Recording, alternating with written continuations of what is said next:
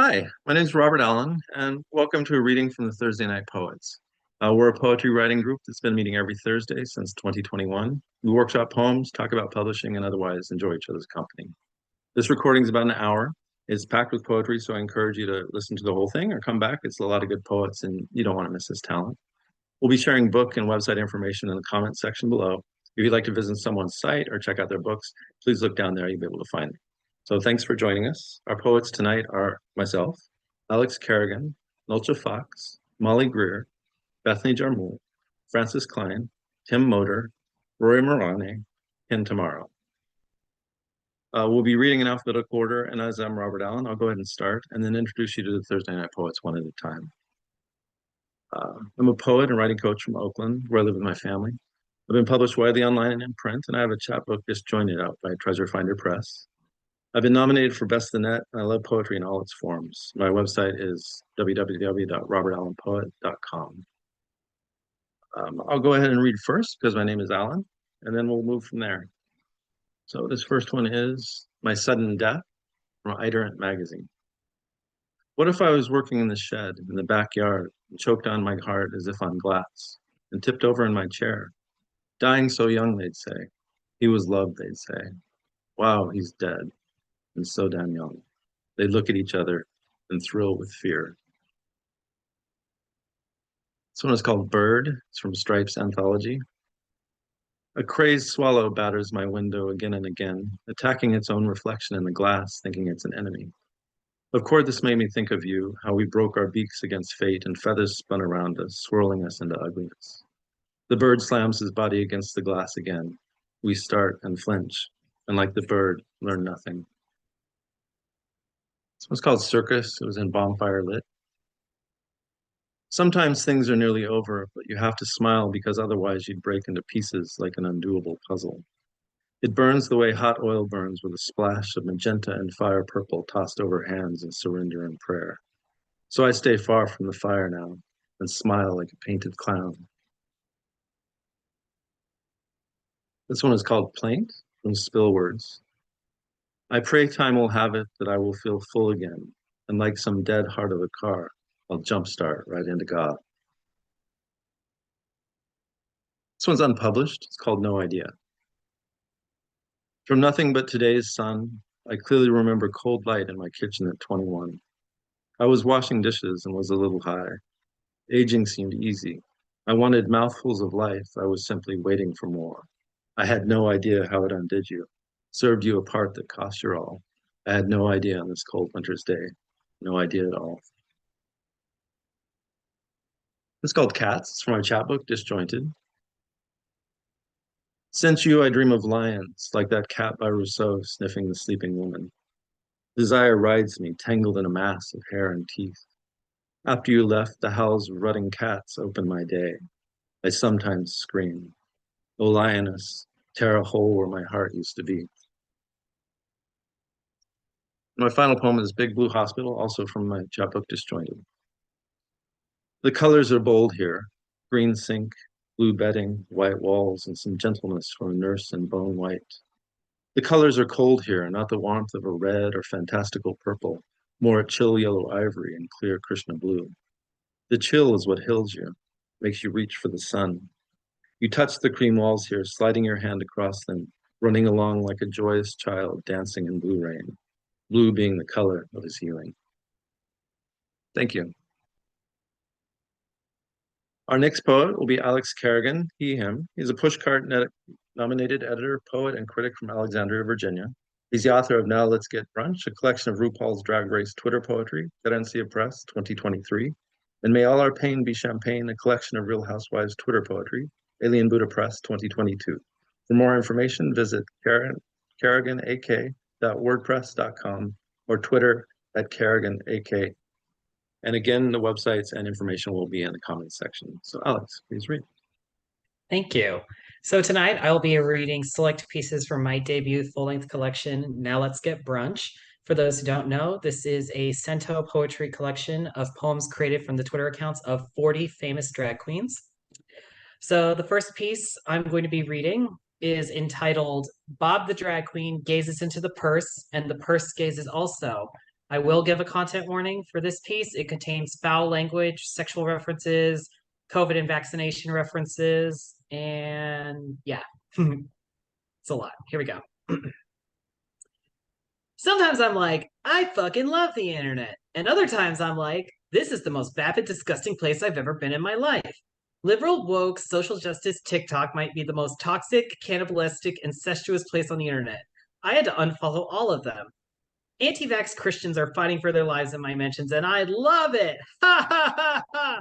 You don't believe in the vaccine because there's not enough proof, but you fully believe in God? Okay. If Jesus was real and came back, I don't think he would like y'all.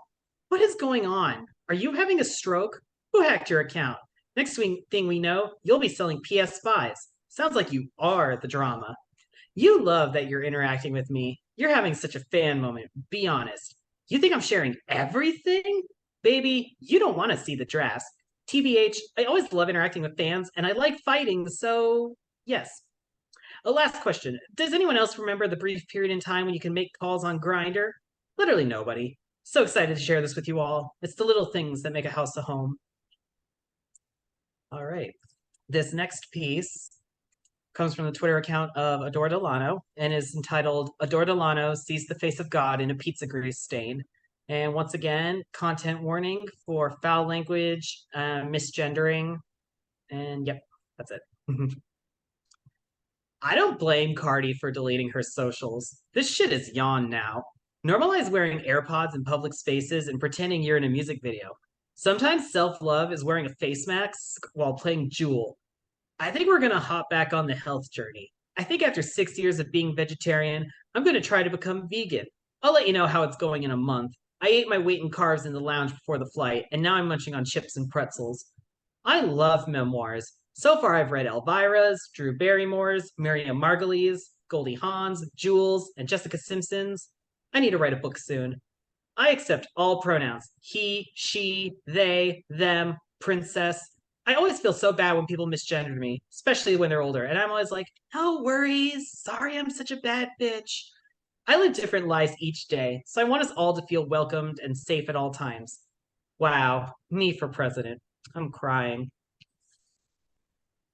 And the last piece I'll be reading from here was the first piece I actually wrote for the book from the Twitter account of Kim Chi. Kim Chi ascends to a higher existence while at Chipotle. And for this one, content warnings, foul language, sexual references, body shaming. Those are the ones. Okay. Hi, I got unlimited Chipotle for a year. How was your day? Nothing relaxes me more than looking at giant family-sized things at Costco that I'll never buy. Is that weird? Worst part about being single is never being able to purchase any pastries at Costco because you'll never finish the whole thing in time before it goes bad. Whoops, too late to work on my summer body. I was working on my summer bod, but cheese happened. The times I've grabbed shredded cheese by the fingerful and dust those bad boys in my mouth. Working on my summer body for 2025. Would I still be alive by then? COVID about to have more comebacks than Blackpink at this rate. CDC just told me it'd be like that sometimes. Never fuck with a Korean woman in a beige coat carrying a Louis Vuitton purse. My next life, I'd like to come back as one of those bitchy Korean girls with a YSL bag who's so skinny, can drink shots after shots, and consume everything on the heavy, rich restaurant menu and still somehow stay little. All her friends are exactly the same way. I don't like this universe. Sad emoji. I love being ugly at home, alone. I want to make a fierce ass charcuterie board, but I don't really think I have enough friends to come eat it. I don't really want to have sex. I just want to feel the weight of someone on top of my body. Is that too much to ask? Poutine, not Putin. This is a Canadian tweet. You're welcome. Venmo over $5,000 at your earliest convenience. Y'all love Britney versus Christina, but won't give Shawn Mendes versus Harry Styles a chance. Let's take down all men. Fans be like, when Harry Styles wears a dress, yes, femme representation, non-binary boots, the groundbreaking house down, truly a celeb we need in these times. When drag queens wear a dress, Tudor boot. St. Patrick's Day is straight people's pride. I thought of a really good tweet last night, but passed out before I could tweet it, and now I don't remember what the tweet was. A truly offensive tweet. Being an adult is hard this week. Sad emoji. And you can find Now Let's Get Brunch for more drag queens poetry on bookshop.org, Amazon, and Barnes & Noble. Thank you very much. Thank you, Alex. Our next reader is Nolte Fox. Her poems have been curated in print and online journals. Poetry books are available on Amazon and Dancing Girl Press. She's the nominee for 2023 Best of the Net, an editor for Open Arts Forum, Chures and Muscadores, Garden of Neuro, and an accidental interviewer, Fake News Faker. Nolte, would you like to read? Okay.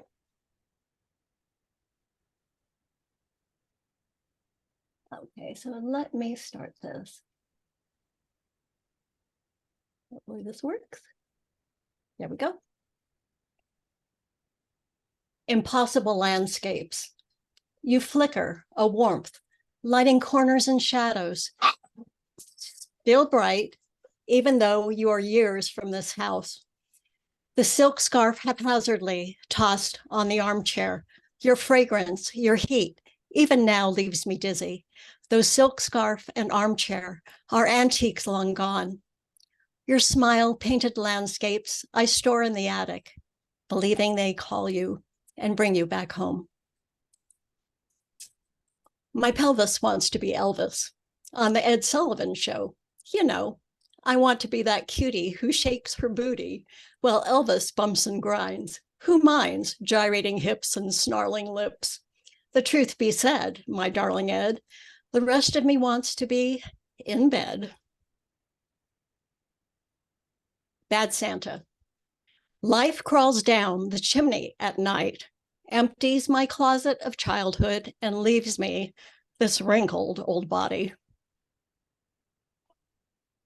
I spilled red wine on your white Angora sweater, the one you hung in my closet when you were out of town with my husband. I'm so sorry. The stain wasn't bigger. Ode to road maps, those that fold into hidey holes that hold the clutter someday useful, if someday ever comes. A road map, printed spider web of lines that lead to places no one goes, with names so small they're written for a mouse. But mice use noses, they don't need directions, meant to turn the bravest soul into a blubbering wreck. A road map best to use as napkin underneath that hamburger you bought at roadside rest, the one that down the way, with no relief around, will test your gut and make you wish you didn't leave your home. Blame the cat. Who else could teach our bicycles to roll up that big tree and hang their wheels below the leaves for everyone to see? Who else could teach the wintering deer to clamber up the roof for selfie opportunities to send to friends as proof? We have to blame the cat because he doesn't give a crap and flicks his tail erratically while settling in to nap. Ugh. Each scratchy sheet, a blanket to blow in, a sampler of sneezes and watery eyes. The box is now empty. I fill it with wadded and snotty reminders, a nest for a bird brain who left windows open and woke up to headache and chest cold and stuffed nose and pain. Don't dwell. Bought and sold and bought again. We catch and cage our flighty souls, then barter them for useless things. They long to soar where we can't see, but fade in gold captivity. Now we are void of currency. Don't dwell on what has passed away. The first and last lines are from Leonard Cohen's anthem. Deadbeat. Her shadow was a lazy loafer, hiding in the corners of the rooms. It ate the dog food, spilled the tea, left a trail of pizza crusts. Her shadow mooched on midnight moans, borrowed spare change from the coin jar, stole the sunshine from the porch. Her shadow didn't want to leave, although its body shoved off with a suitcase years ago. Home invasion. Yesterday holds a gun to my head, demands wasted time in nickels and quarters. Today holds the bullets, collects empty cartridges. You're so disappointing, he says. Tomorrow tiptoes to the door. He wants to leave before the bleeding starts. Reflection on priorities. He stopped in front of every storefront that reflected Black, his clone. He checked and combed his hair so every curl was in its place. He checked his teeth for spinach, then rustled up his sleeve to flex his bicep and impress the girl who walked away a block ago. Thank you.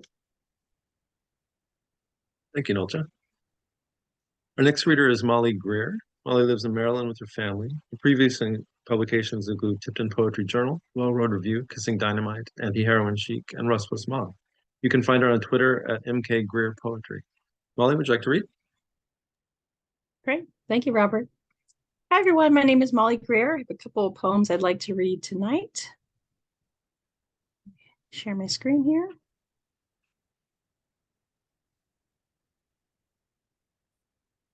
Okay. So the first poem I'm going to start off with is called Three Horses, and it was published in the High Voltage Anthology. Some days I wake up electric, a slinky eel slithering to the coffee pot. I try my best to make breakfast, but the dogs are fighting and the TV is too loud. The children are hungry and they hover too close. I squirm away from their touch to avoid the suffocating closeness. My daughter reaches for my hand and sparks fly. You shocked me. I don't have the words to explain my growing intolerance for loud noises and human touch, but she can see it in my damp forehead and hear it in my shallow breathing. The stench of detached motherhood is mixed with the aroma of popping bacon.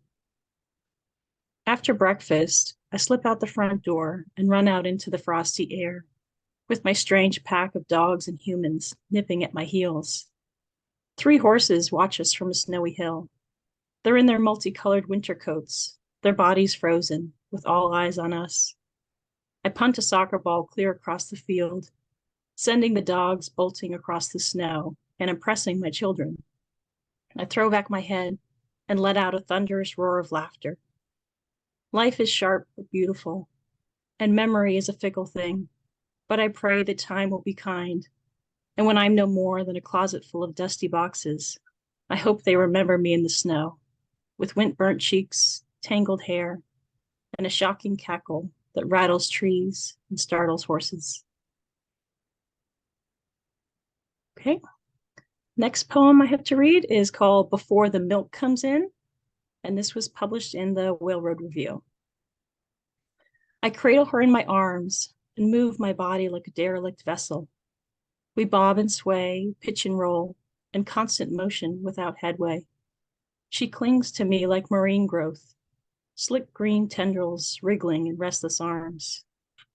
Our tears converge into tributaries, feeding the open mouth of the hungry ocean to keep us afloat tonight. I press her cheek against my empty breast. Sometimes the heat of my body is all I have left to give. My next poem is All at Once Blue. This was published in the Reservoir Road Literary Review. In the content warning, this is about a drug overdose. I saw a dead boy once. He was laid out flat on the restroom floor, with pockets emptied and clothes sliced open like an unwanted present.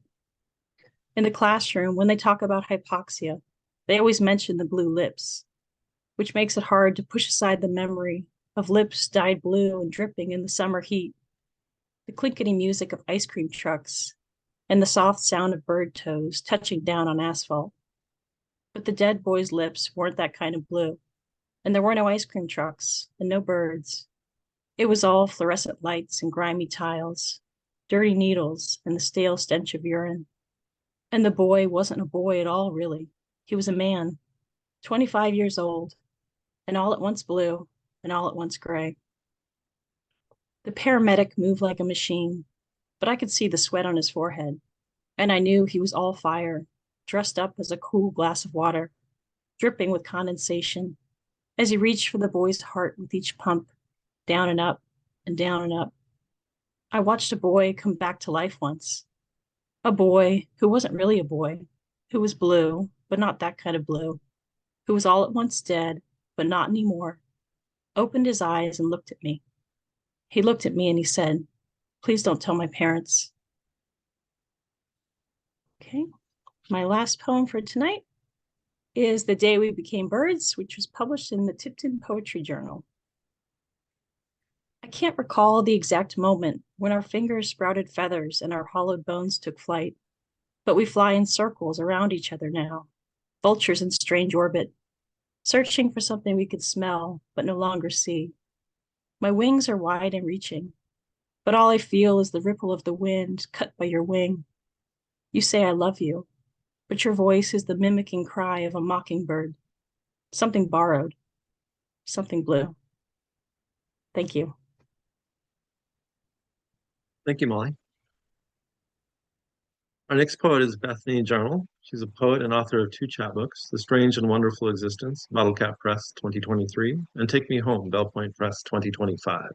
Her writing was selected for Best Spiritual Literature 2023, nominated for Best the Net and Wigleaf Top 50, and has been published in more than 70 magazines. She lives near Pittsburgh with her family.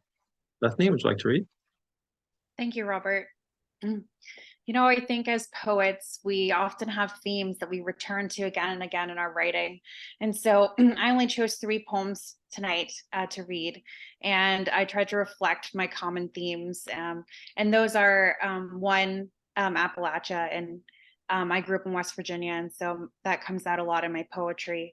And then 2, motherhood. I just continue to write about that again and again.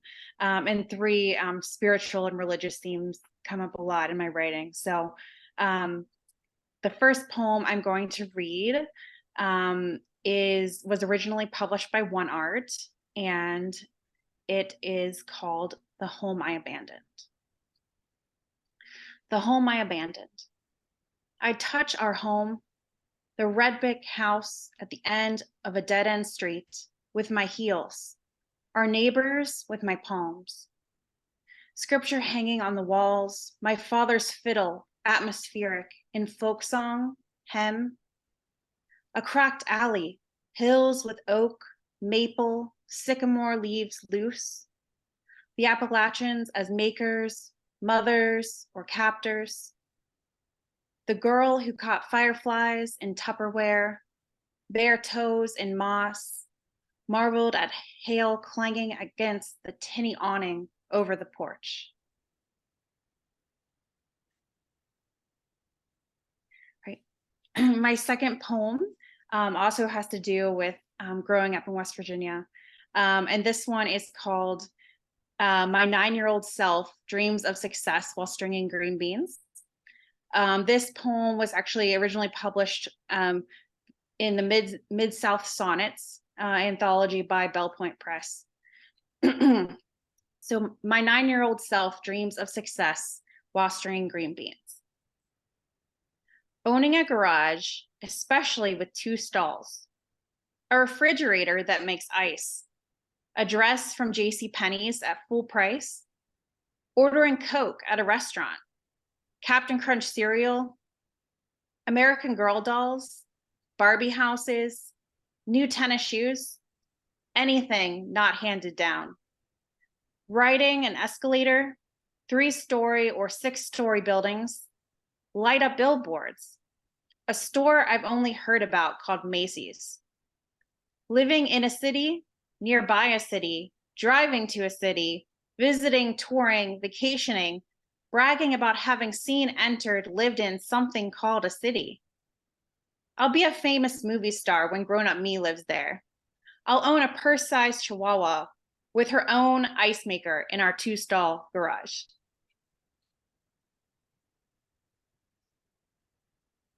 All right, my third and final poem was originally published by Press Roy, and it is entitled After the 12th Bedtime Story. And this, of course, is a motherhood poem, which also ties in with the spiritual theme as well. So, after the 12th bedtime story. Open the midnight sky like a medicine cabinet. Inside, you'll find God sitting on a stool, elbows on knees, chin resting on hands, glowing in the gleam of a moon-shaped nightlight, listening to a toddler whose weary parents have sent him to bed, listening to his run-on sentences, run-on stories, run-on suggestions that with a divine flick burst into meteorite showers. Thousands of words, word particles, burn in a glorious celestial flourish. Thank you. Thank you, Bethany. Our next poet is Frances Klein, she, her. She's an Alaskan poet and teacher. She's a 2022 winner of the Robert Golden Poetry Prize and the author of the chapbooks New and Permanent and The Best Secret. Frances, would you like to read? Hi, everyone. I am going to start with a poem called Better Half, which is a outlier in my work because it's a love poem, which I rarely do. So this is Better Half. A confession. I do things in half measures.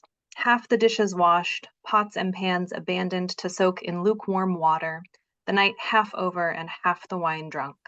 Guests collecting coats, calling cars, the few that remain, the same ones who showed up half an hour early to set the table, to be handed a broad wooden spoon for making slow half circles in the risotto. Here, stir. I have half the children I should have, which is to say I have one.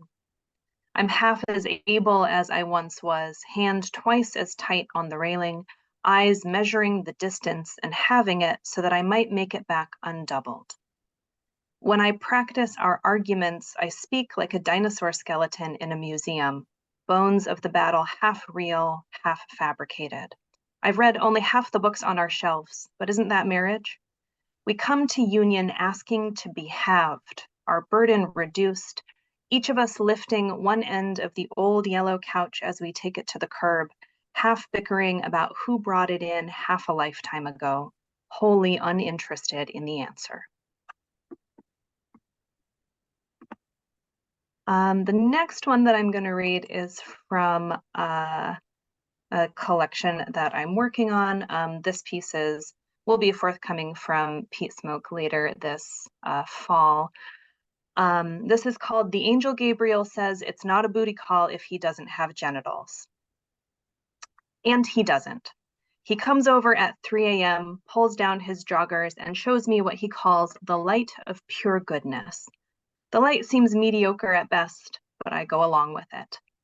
The angel Gabriel wants intimacy in these smallest hours of the morning, so we compare embarrassing adolescent photos. Me with my self-cut baby bangs, him with his infinite number of eyes. He lays on my bed, head hanging over the edge, legs stretched up against the wall. We kiss once as sunrise checks its watch on the other side of the horizon, but the angel Gabriel doesn't know how. He pulls his lips all the way back, meets mine with his perfectly straight, dry teeth. We lay side by side, and I fall asleep somewhere in the middle of the angel Gabriel telling me which US presidents are in hell, which is all of them. In the morning, the pillow still holds the indent of his head. The next one that I'm going to read was originally published in Sledgehammer Literary last year, and it is called Ode to Deer Mountain. The artist said, "You look like a tit," said, "I won't do no tit tattoo." He sketched an imposing crags, all jagged peaks and plunges, and it was impressive, the majesty of mountaineering distilled to 2 dimensions, but it wasn't you. "Thanks," I said, "I'll think about it." When I look at you, sun spilling down your sides, I think of the woman glimpsed from across the bar. She was drinking a beer when a joke sent an amber wave rolling past her lips, over her clavicle, down the exposed slope of her chest. How lovely the mountain, how lovely the tit, how lovely the artist, firm in his conviction, offering his professional advice and coming up short. That's it for me. Thanks, everyone. Thank you, Frances. Our next reader is Tim Motor. Tim is a poet writing from northern Wisconsin. He's a member of the Bad River Band of Lake Superior, Chippewa. His poems have appeared in Rivermouth Review, South Florida Poetry Review, the Coachella Review, Paperbark, and others. His second chapbook, American Parade Routes, will be published this fall with Seven Kitchens Press as part of their Rain Arroyo chapbook series. Find out more about Tim at timmotor.com. Tim, would you like to read? Thank you, Robert. I'm going to read a poem called No Flowers by Request. This was originally in Rivermouth Review. No flowers by request, no rose for former lovers. Bring urns and cups of porcelain filled with four-leaf clovers. Make me origami birds and necklaces of hemp with thick, sweaty braids that will forever stain my neck and make of me a picture. I'll wear them home. Don't bring paper money. She accepted lilac leaves when we were young, or a bag of cloudy marbles, or a robin's egg abandoned on the grass too long, or troll hair crumpled from beneath a sleeping tree. Purple, come and tuck it in my pocket. I need her love to come with me, and luck, I promise it can change. If you'll allow still time, bring me a grave promise. You can trust me, like when the devil saved me from the flood, built for me an ark of flesh and blood. Dressed up in death's vindictive array, we took home one of every animal. This one is called Smitten. It was originally published in Paddler Press. This land is rich and plush, flush with grouse and kingfisher. These rivers flow swiftly, infatuated with salmon. The sky is overcome with midsummer, almost an agony of released anticipation into a ripening reality. All containers, skins, flowers, fruits, eggs, blossoms, nectar, pods and seeds, a scramble of scratching feet amid a rabble of pecking, nibbling, calling, blowing, snuffing, sneezing, growling, and whining, announcing, ever announcing. This was originally in the South Florida Poetry Journal. It is called An Entry is a Door in a Notebook Where Sometimes I Lie to Myself. I didn't look for you, but I wondered at first where you went when I didn't see you. But I didn't look for you in the cupboards, unevenly hung between cracked studs. I took the drop ceiling down, partially. I tore most of the rug from the kitchen floor. I didn't want to move the gas stove or the refrigerator, although I took all the pictures from its perfect white face and the magnets of the states I drove through, mostly sober, mad grin on the highway, just the semis and I, all night. And of course, the alphabet letters that spelled out only Y and mismatched colors, those are gone. There's a lone black magnet in the center of the sly surface, saying what I know I'm thinking, waiting for. I find it upstairs in a dozen books. It ought to be a law. It ought to be the Declaration of our Independence. It says the barns burned down. Now I can see the moon. And I saw the moon before. I mean, I really saw it when I looked, which was seldom, but not never, hardly at all.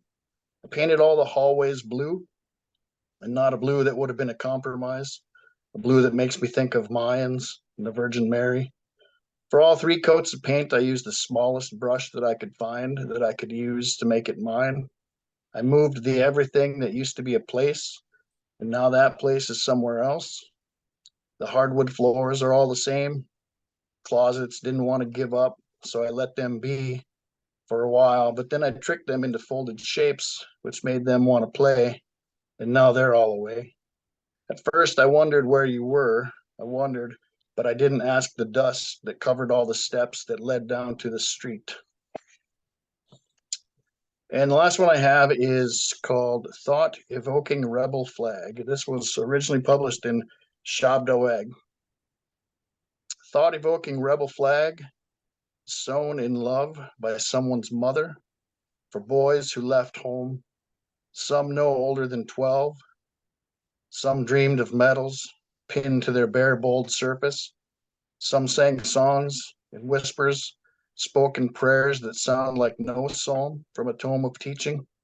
No preacher spoke, but sisters learned strange alphabets that don't describe these wars, not these fields, not these uniforms made wrong, undecorated one button at a time, marching by day, behind lines, eyes alert, 1 foot under God, hand on gun, salute the sky, the captain, and the enemy, 1 foot forward, 1 foot forward, one day forward in a line.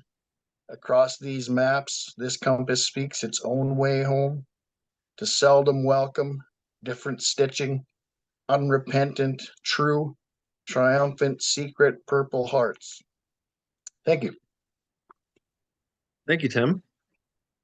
Our next reader is Rory Murane, and she's a poet and writer from Southern Africa. Her influences include intimate relationships, cultural dynamics, desire, and morality. She aspires to force her readers to be brutally honest with themselves, if not the world, and she loves a good, open conversation. Rory, would you like to read? Yes, thank you. I'd like to echo something that Bethany talked about. She said that she had a lot of themes that kept recurring, and that's something that happens for me as well.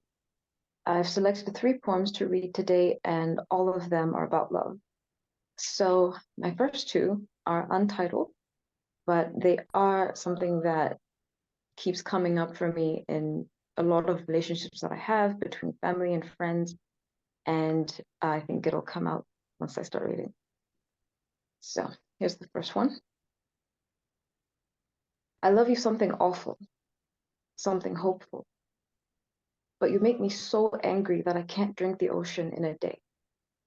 And I know you don't ask this of me, but your love makes me demand it of myself. So I seethe and convulse within myself, taking mouthfuls and drowning, swimming backwards to usher more water in. My flailing arms create a whirlpool that you swim better than I do. You survive my chaos better than I do. And then you breathe me back to life, and you fashion a cup from a piece of my brokenness, and you tell me to sip slow. I know that's how I'll grow, but I grow impatient, unhinge my jaw, and swallow air and water and you. And here's the next one. You change the climate of the room. My autumn turns to spring. Instead of dull, fading colors, you give me bright brilliance.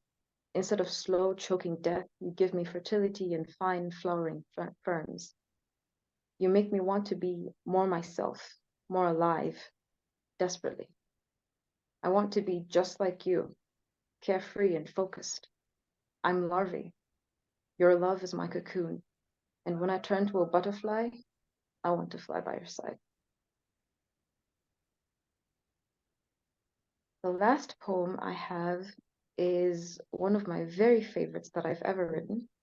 And I've written it about my dad because I realized that he and I were having a lot of trouble getting along and just relating to each other because we come from such different generations.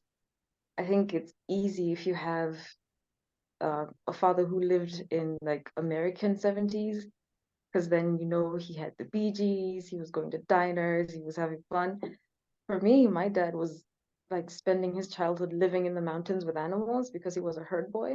So he had a hard childhood.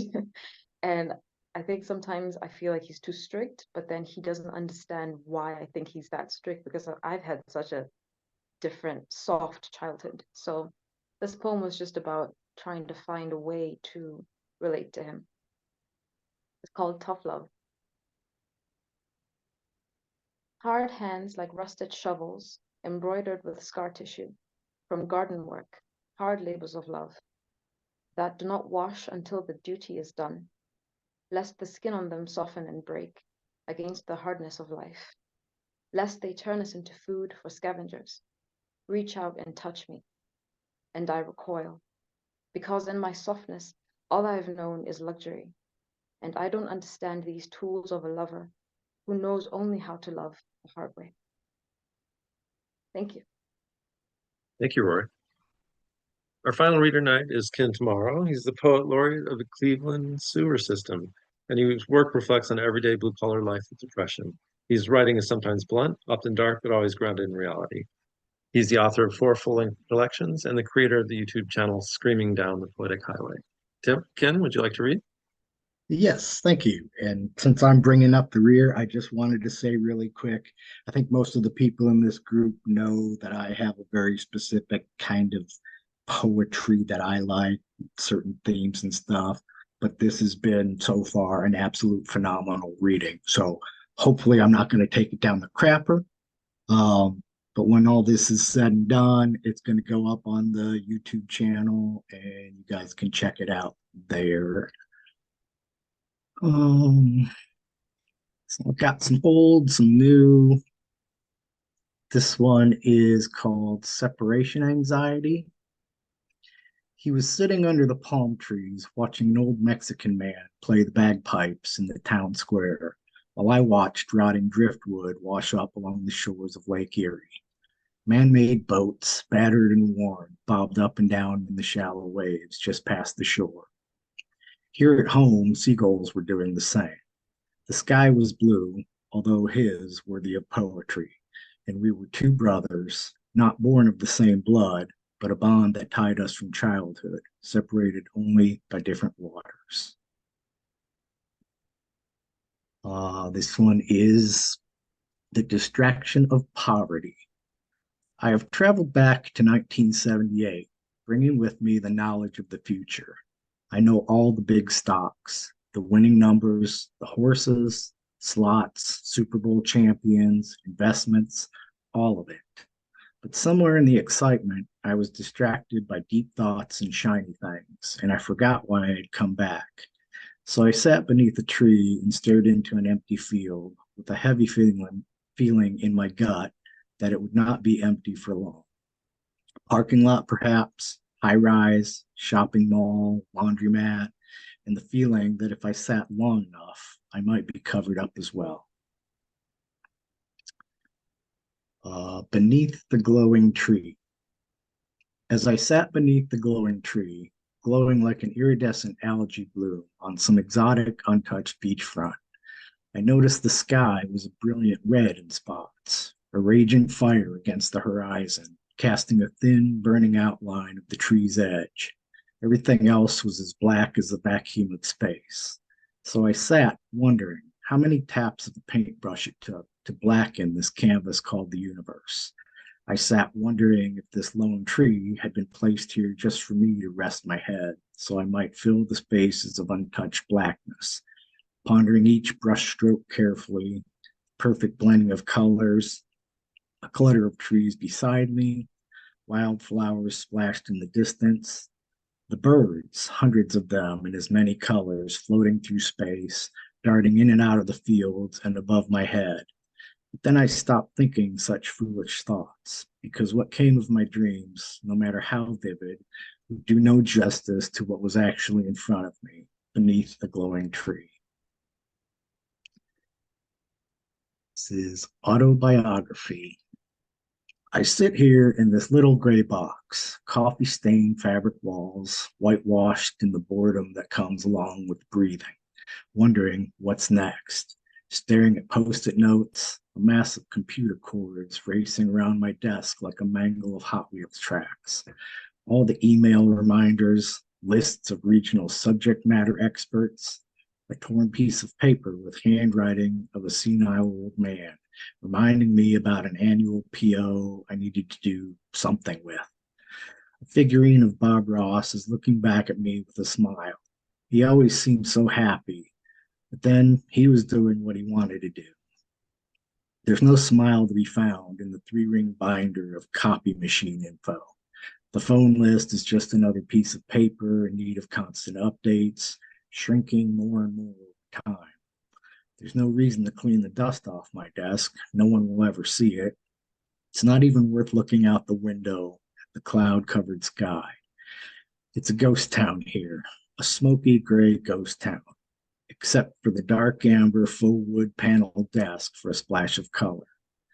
I might as well be a sack of cement with a balloon for a head sitting here in this chair, no one would know the difference, or even a woodpecker senselessly beating its head on a tree. And for what?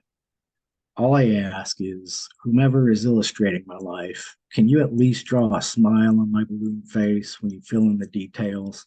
I don't want people to think it was all a waste.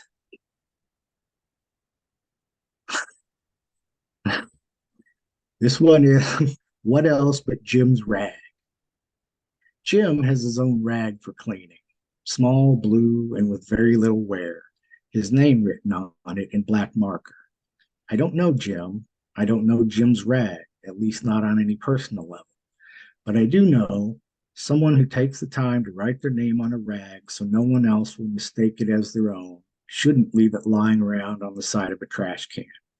If it's important enough to have a name, it means something. Poor Jim must be devastated not knowing where he left his rag. The building has 44 floors. So good luck, Jim. I'll do one more. This one doesn't have a title. I'm tired of being skeptical of happiness. I'm tired of second guessing happiness. I'm tired of bullying happiness, pushing it in the dirt, pointing at it, gouging my finger in its chest, treating it like an outcast, like it doesn't belong, like it doesn't deserve to live. I'm tired of brushing off happiness like it is inconsequential, like it doesn't matter, like it shouldn't be allowed to take up space in my singular little world. I'm tired of happiness being a figment which forces me to look up words like untenable. That's it. Thanks. Thank you, Ken. Yep. Thank you. We are the Thursday Night Poets, and I'd like to just repeat people's names. Myself, Robert Allen, Alex Kerrigan, Nolte Fox, Molly Greer, Bethany Journal, Francis Klein, Tim Motor, Roy Morane, and Ken Tomorrow. Please take a look at the comments in the YouTube comment box. It'll have our website information and our book information. And feel free to share this video with anyone you like, poetry friends, family, anyone who'd like it out there in the world. So thank you for listening to us tonight, and thank you again. Have a great day.